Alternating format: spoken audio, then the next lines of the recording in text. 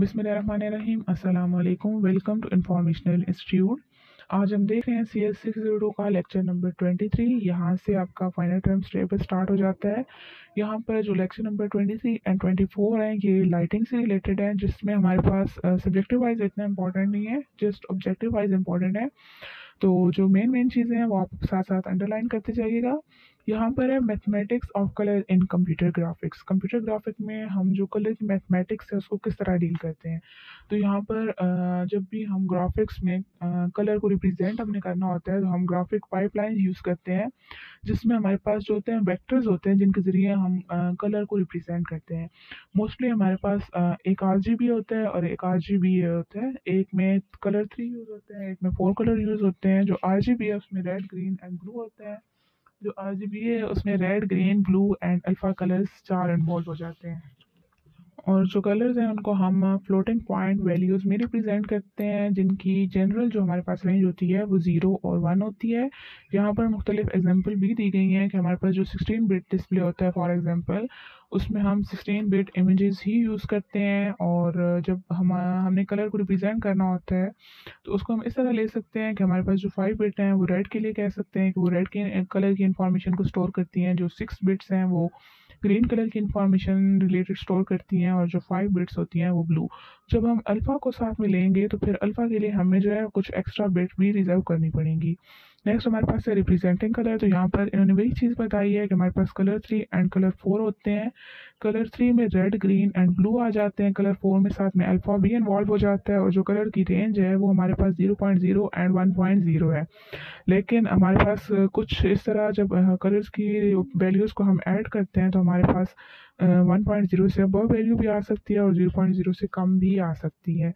Next हमारे पास है, यहाँ पर है हमारे पास गैमेट। ये डेफिनेशन इंपॉर्टेंट है, पेपर में भी ये आती है तो इसको आपने लाजमी करना है। गैमेट किसी भी डिवाइस को जो डिवाइस की फिजिकल रेंज होती है वो कितने कलर को स्टोर कर सकता है तो उसको हम कहते हैं गैमेट। जो हाई क्वालिटी डिस्प्ले होता है तो उनके लिए फिर हमें बेटर गैमेट यूज़ करना पड़ता है। जब हमने लो क्वालिटी कोई भी वैल्यू कलर्स को डिस्प्ले करवाना होता है तो हम G1 भी यूज़ कर सकते हैं।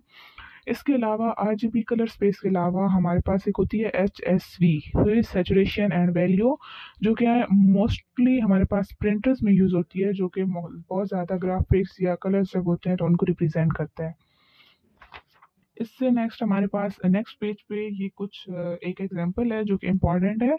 इसमें हमारे पास लाइट कलर दी गई होती हैं और सरफेस कलर। लाइट कलर हमारे पास इंटेंसिटी ऑफ लाइट होती है जिसको ID से शो करते हैं। कलर सरफेस को हम CS से शो करते हैं।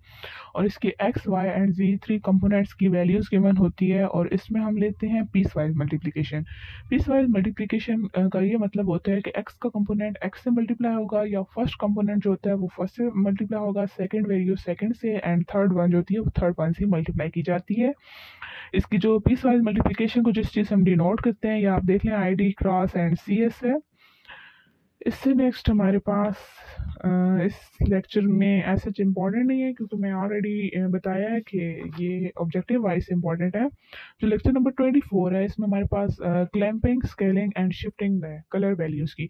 क्लैंपिंग हम कहते हैं कि अगर हमारे पास कोई भी कलर्स की वैल्यू है जो 1 से ज़्यादा आ गई है, क्योंकि हमारे पास जो कलर्स की रेंज है वो 0.0 एंड 1.0 तक है, तो कोई भी ऐसी कलर की वैल्यू जो 0.0 से कम आ गई है या 1.0 से 1.0 से अबव आ गई है तो उसको हम क्लैम्प कर देते हैं, यानी 1 तक ही रख देते हैं कि हम ये हमारे पास 1 है, हम सपोज कर लेते हैं कि 1 तक है, या 0.0 से जो कम होती है उसको हम 0.0 तक ही ले आते हैं।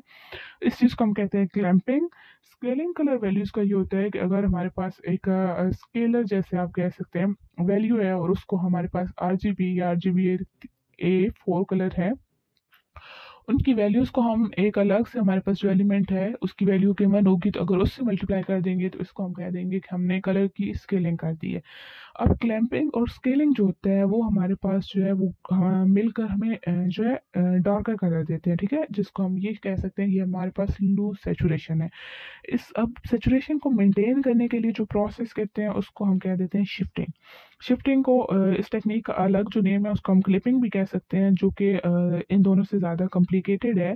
लेकिन इसमें हम ग्रे स्केल वेक्टर क्रिएट करते हैं जो कि ब्लैक एंड वाइट एक्सिस के साथ रन करता है, और जो हमारे ओरिजिनल कलर्स होते हैं उनको ज़्यादा ब्राइट कर देता है, जबकि हमारे पास जो क्लैंपिंग और स्केलिंग था वो डार्क कर रहा था।